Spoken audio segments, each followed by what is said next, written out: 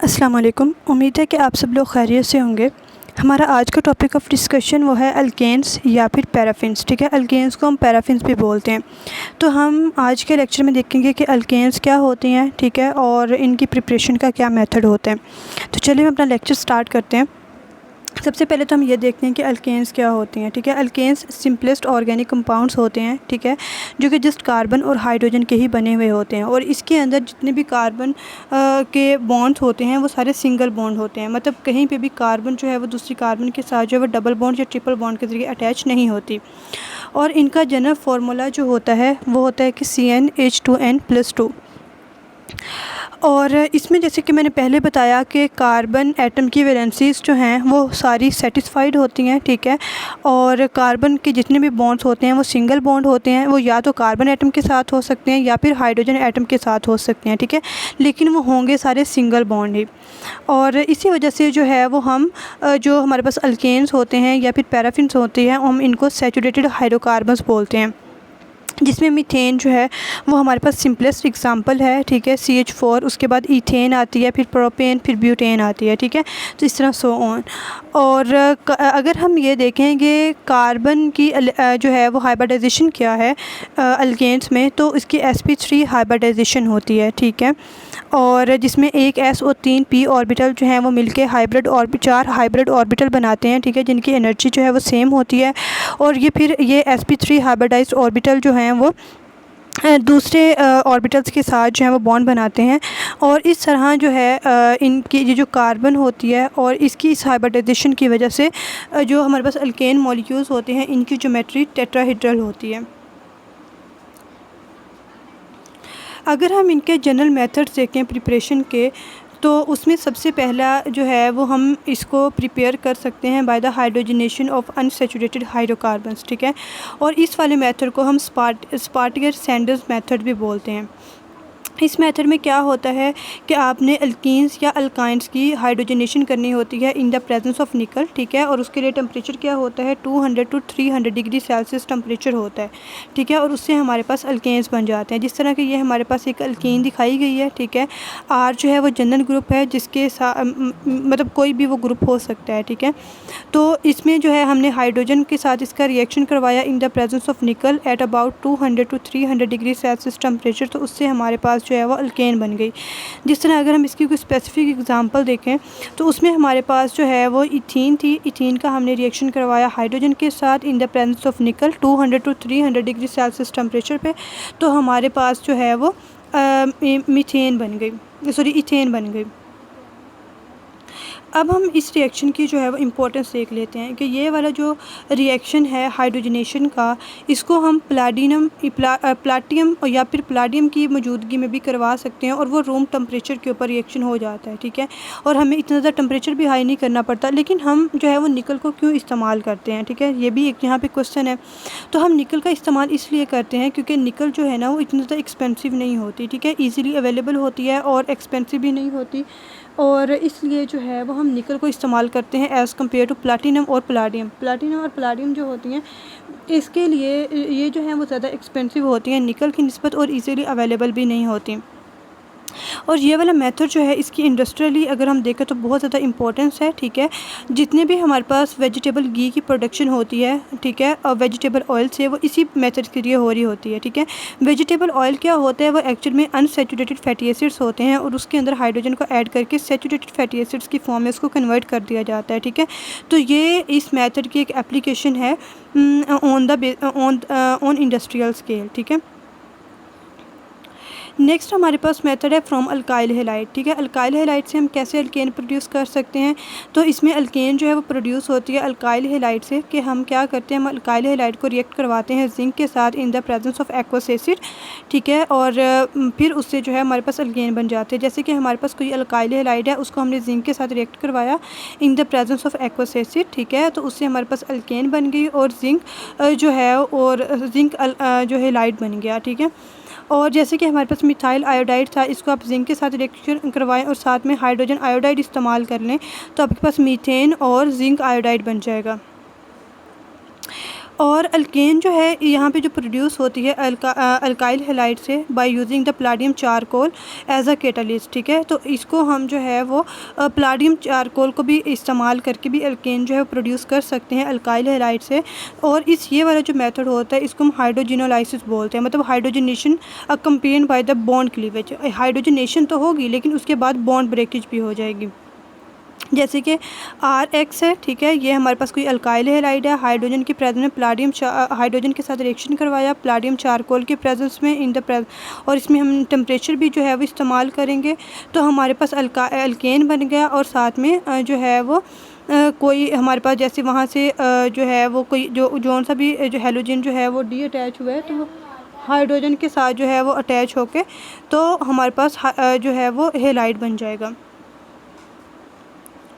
Next जो है वो हमारे पास decarboxylation of the monocarboxylic acid, इससे भी हम प्रिपेयर कर सकते हैं अल्केन्स को, ठीक है। इसमें हम क्या करते हैं कि हमारे पास अगर कोई फैटी एसिड होता है, ठीक है, उसका हम सोडियम साल्ट बना लेते हैं। सबसे पहले उसको हम हीट करते हैं in the presence of soda lime, ठीक है। तो सोडा लाइम जो है उसको किस तरीके से प्रिपेयर किया जाता है और तो हम क्या करते हैं कि हम एक क्विक लाइम लेते हैं, ठीक है। क्विक लाइम बोलते हैं CaO को, कैल्शियम ऑक्साइड को, ठीक है। उसका रिएक्शन करवाते हैं कास्टिक सोडा के साथ, ठीक है। और फिर उसकी जो भी प्रोडक्ट बनती है उसको ड्राई कर लेते हैं, ठीक है। तो इससे क्या होता है कि हमारे पास यहाँ से कार्बन डाइऑक्साइड की एलिमिनेशन होती है फिर, ठीक है।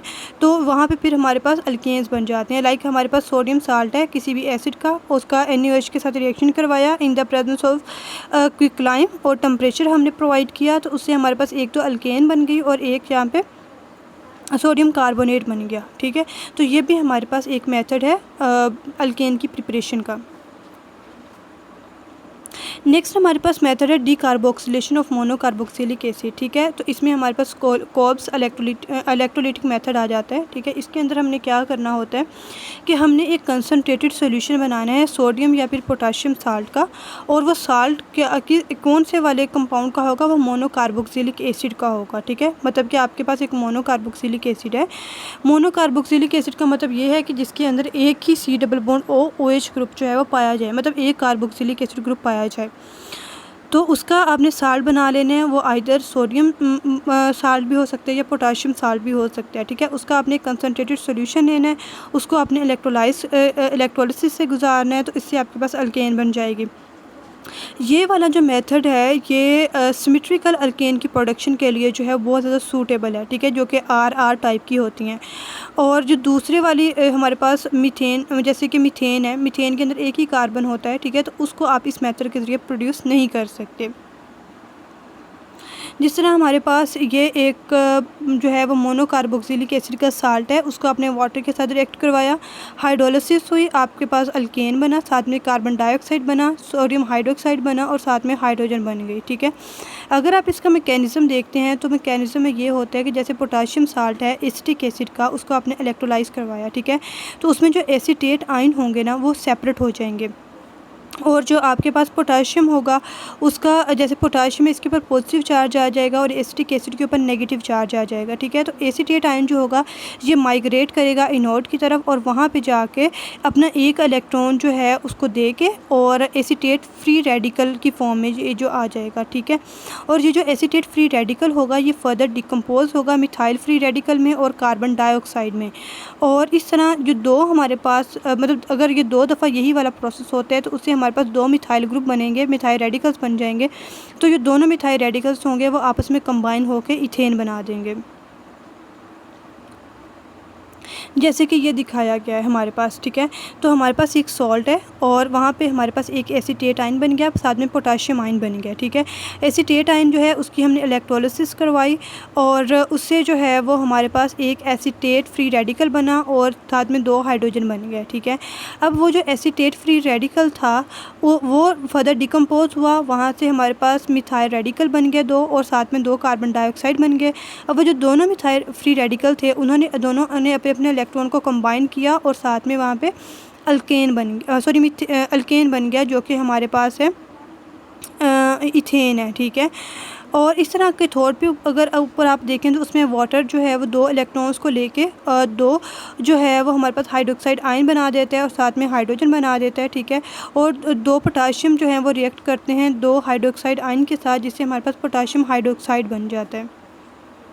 तो ये इसकी प्रिपरेशन का मेथड था। और नेक्स्ट जो है वो हम इसको कार्बोनाइल कंपाउंड से भी प्रिपेयर कर सकते हैं। इसमें हम क्या करते हैं कि जो भी हमारे पास एल्डिहाइड होती है या कीटोन होता है, मतलब कि जो कार्बोनाइल ग्रुप होता है वो या तो एल्डिहाइड की फॉर्म में हो सकता है या फिर कीटोन की फॉर्म में हो सकता है। एल्डिहाइड की फॉर्म में होगा तो कार्बोनाइल कंपाउंड के एक साइड पे R ग्रुप होगा, दूसरी साइड पे H होगा। और अगर कीटोन की फॉर्म में होगा तो कार्बोनाइल ग्रुप के दोनों साइडों पे जो है वो R ग्रुप ही होगा, मतलब कोई अल्काइल ग्रुप ही होगा वहाँ पे, ठीक है। तो ये दोनों ग्रुप जो हैं वो रिड्यूस हो जाते हैं मिथाइल या फिर methyl ketone methyl group methylene group में रिस्पेक्टिवली। मतलब एल्डिहाइड जो है वो रिड्यूस होकर मिथाइल ग्रुप बना देगा और कीटोन जो है वो मिथाइलिन ग्रुप बना देगा। ये जो है वो या तो क्लीमेंसन रिडक्शन से हो सकते हैं, ठीक है, या फिर वुल्फ किशनर रिडक्शन से हो सकते हैं। एल्डिहाइड का जो मेथड है, एल्डिहाइड कौन से वाले मेथड को फॉलो करेगा, वो क्लीमेंसन रिडक्शन को फॉलो करेगा। और जो हमारे पास कीटोन है वो वुल्फ किशनर रिडक्शन को फॉलो करेगा। जो पहले वाला रिएक्शन है इसके अंदर क्या होगा जो कीटोन होगा वो क्लीमेंसन को फॉलो करेगा और जो वुल्फ किशनर वाला जो रिएक्शन है उसको एल्डिहाइड फॉलो करेगा। और जो पहले वाला हमारे पास रिएक्शन है उसके अंदर कीटोन जो है वो रिड्यूस होगा अल्केन में, ठीक है। और इसमें जो हमारे पास कैटलिस्ट होगा वो जिंक अमलगम होगा और इससे हाइड्रोक्लोरिक एसिड होगा, ठीक है। और जो बाद वाला रिएक्शन है वुल्फ किशनर का, इसके अंदर एल्डिहाइड जो है वो अल्केन के अंदर रिड्यूस हो जाएगा और इसमें जो है वो हाइड्रोजीन होता है और hydrazine in the presence of KOH होता है, ठीक है। तो इसमें जो है ना हमारे पास दोनों तरीक़ों में जो है वो अल्केन बन जाती है। नेक्स्ट है हमारे पास मेथड फ्रॉम ग्रिग्नार्ड रिएजेंट, ठीक है। तो ग्रिग्नार्ड रिएजेंट से जो है वो हम अल्केन कैसे बना सकते हैं। तो इसके अंदर क्या होता है कि हम अल्काइल हैलाइड को रिएक्ट करवाते हैं सबसे पहले एनहाइड्रस ईथर के साथ और साथ में मैग्नीशियम के साथ। तो इससे हमारे पास अल्काइल मैग्नीशियम हैलाइड बन जाता है जिसको हम ग्रिग्नार्ड रिएजेंट भी बोलते हैं, ठीक है। तो यहाँ तक जो था वो हमारे पास ग्रिग्नार्ड रिएजेंट की प्रिपरेशन का मेथड था। अब हमने क्या करना है कि इसको जो है वो आपने इसका रिएक्शन करवा देना है वाटर के साथ, ठीक है। जब आप इसका वाटर के साथ रिएक्शन करवाएंगे in the presence of ether तो उससे हमारे पास जो है अल्काइल हैलाइड अल्केन बन जाएगा और साथ में जो है एक बाई प्रोडक्ट बन जाएगा, ठीक है। तो ये हमारे पास जो है वो ग्रिग्नार्ड रिएजेंट से अल्केन्स को प्रिपेयर करने का मेथड था। तो हमारा आज का लेक्चर जो था वो इतना ही था, ठीक है। आई होप कि आपको समझ आ गई होगी। अगर कोई क्वेरी हो तो आप कमेंट सेक्शन में पूछ सकते हैं। अल्लाह हाफिज़।